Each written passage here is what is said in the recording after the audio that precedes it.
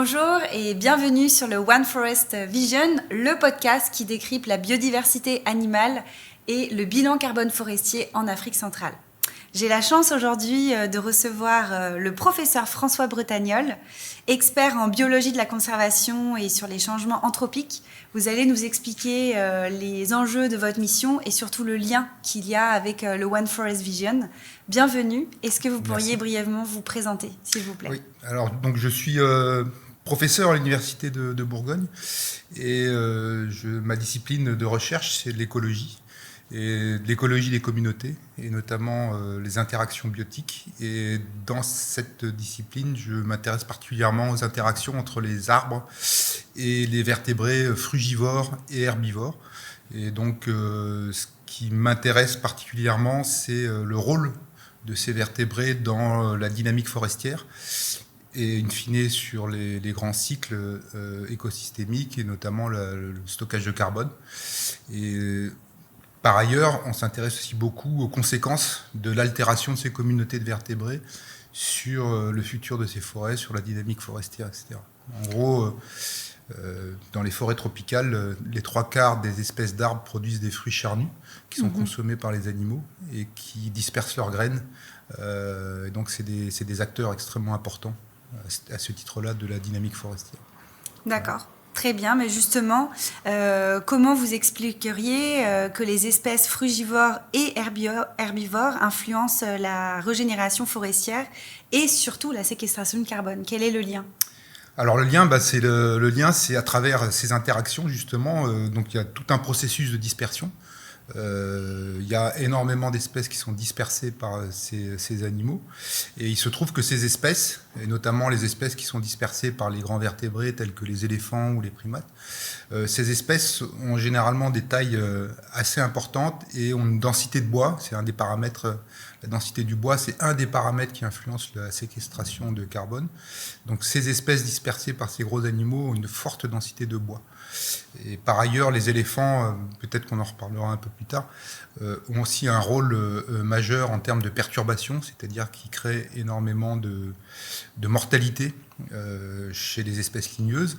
Et paradoxalement, cette mortalité réduit la compétition à des stades plus avancés et donc permet à des espèces d'arbres d'atteindre des tailles beaucoup plus importantes que s'il n'y avait pas ces perturbations. D'accord, très bien. Et donc, je comprends du coup qu'il est vraiment essentiel d'étudier les interactions entre les arbres et les vertébrés. Est-ce que vous pourriez justement spécifier ce point avec les éléphants ? Oui, alors ça, en fait, c'est parti d'un constat qui est assez ancien. Si on compare les forêts néotropicales, par exemple la forêt amazonienne, aux forêts d'Afrique et aux forêts asiatiques, il y a un paradoxe parce que c'est des forêts tropicales, mais les forêts africaines et les forêts asiatiques stockent beaucoup plus de carbone que les forêts néotropicales. Et en particulier, les forêts néotropicales sont très riches en espèces, beaucoup plus riches que les forêts africaines. Mais par contre, quand on regarde leur structure, elles ont beaucoup moins de très gros arbres, de ce qu'on appelle les très grosses tiges, donc des arbres supérieurs à 70 cm de diamètre.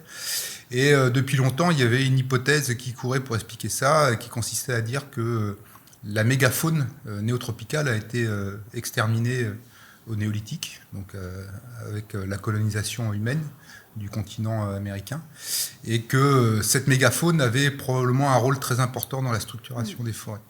Et donc il y a la première personne qui a testé ce type d'hypothèse, c'est John Terborgh, qui a comparé des sites avec moins d'éléphants en Afrique avec des sites où la densité d'éléphants était importante. Et il a montré qu'au niveau de la régénération, ça impactait pas mal.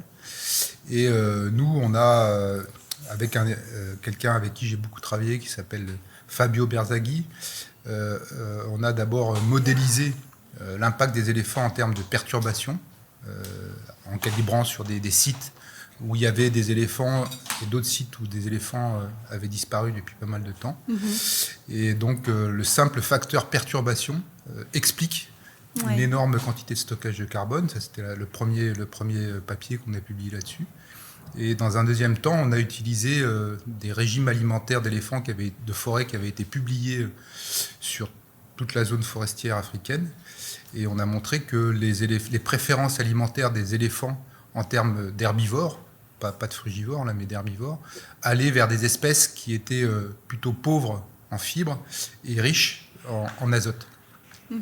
Et il se trouve que ces traits foliaires sont corrélés avec la densité de bois, mais inversement. C'est-à-dire que les espèces préférées par les éléphants sont les espèces qui ont la plus faible densité de bois.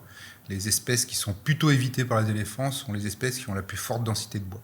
Donc en fait, à la fois perturbation et préférence alimentaire concourent au même stockage de carbone plus important. Donc on a modélisé ça, c'est entre 7 et 10% de carbone stocké en plus, qui est lié directement ou indirectement à l'activité des éléphants. D'accord. Ok, c'est clair. Effectivement, on comprend bien le lien entre les éléphants et le potentiel de carbone absorbé finalement. Oui. Donc une autre question serait au niveau des communautés locales. Comment est-ce que vous intégrez les communautés locales dans vos recherches? En quoi ces savoirs enrichissent la compréhension scientifique avec les interactions écologiques? Alors ça, c'est une question qui est vraiment à laquelle je suis particulièrement attaché maintenant.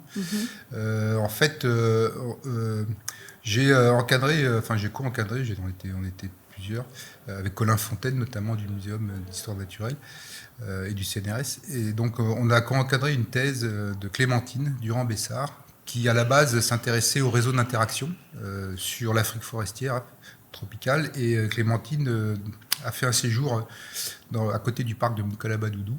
Et elle avait un tropisme important pour l'ethnologie et l'ethnoécologie.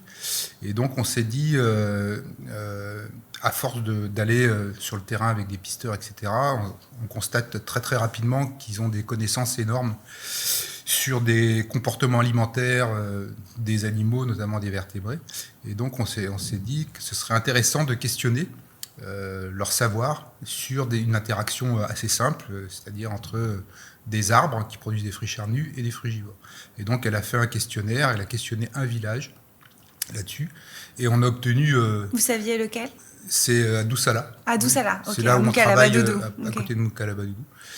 Et on a obtenu une quantité d'informations absolument incroyable, avec énormément d'interactions sur des animaux pour lesquels on a un manque cruel de connaissances.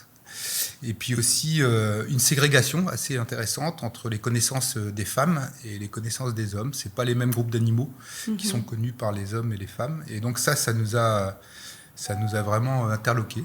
Et ça nous pousse à continuer beaucoup cette interaction qu'on a avec les communautés locales pour questionner leur savoir et de voir comment ces savoirs-là peuvent être intégrés à de la connaissance scientifique. D'accord, ouais, effectivement, c'est passionnant. En tout cas, cette Clémentine, elle serait la bienvenue sur ce podcast. Elle va revenir parce qu'elle va débuter un postdoc au Japon qui est consacré aux savoirs locaux au Gabon. Donc vous aurez l'occasion, je pense, de la rencontrer. Très bien. Eh bien, probablement, Clémentine, c'est un appel à venir sur ce podcast pour parler de ton sujet de thèse qui intéresse beaucoup, je pense, les auditeurs.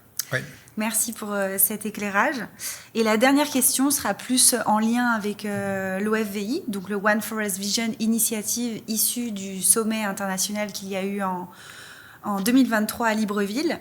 Donc, comment vos recherches simplement s'intègrent dans l'OFVI et en quoi peuvent-elles contribuer à des stratégies de conservation plus efficaces? Alors, souvent dans ces projets de recherche, type OFVI, mais aussi dans le PEPR Forest, dans lequel on a soumis un projet actuellement, il y a des inventaires de biodiversité qui sont faits, mais il manque le lien de biodiversité animale, il manque le lien entre cette biodiversité animale et le fonctionnement des écosystèmes forestiers. Et l'approche qu'on propose de faire, nous, c'est de faire ce lien-là et de montrer comment ces communautés animales de vertébrés contribuent à la dynamique et à la structuration forestière et, in fine, contribuent au stockage de carbone. C'est vraiment via les réseaux d'interaction et les traits fonctionnels qui lient ces espèces qui sont engagées dans dans les interactions mutualistes, symbiotiques, mutualistes ou antagonistes, c'est comment ces interactions contribuent justement à la dynamique forestière via la dispersion des graines, via des perturbations, via de l'herbivorie, à structurer ces forêts et in fine à stocker, à leur capacité de stockage de carbone. Voilà, donc c'est vraiment un lien qui est nécessaire. Souvent dans les projets de conservation ou d'inventaire de biodiversité, on s'intéresse essentiellement aux espèces et on s'intéresse très peu à leur fonctionnalité et à leur rôle fonctionnel. Et donc c'est ça qui me paraît important. Pour l'éléphant, c'est évident. Il reste toutes les autres espèces de vertébrés à identifier en termes de rôle fonctionnel. Voilà. Très bien. Bon, je pense qu'on a fait le tour de la question. Merci beaucoup pour votre temps, pour vos connaissances. Merci à vous. Et de partager ces précieuses informations, vraiment. Et à très bientôt. Oui, merci bien. C'est bon.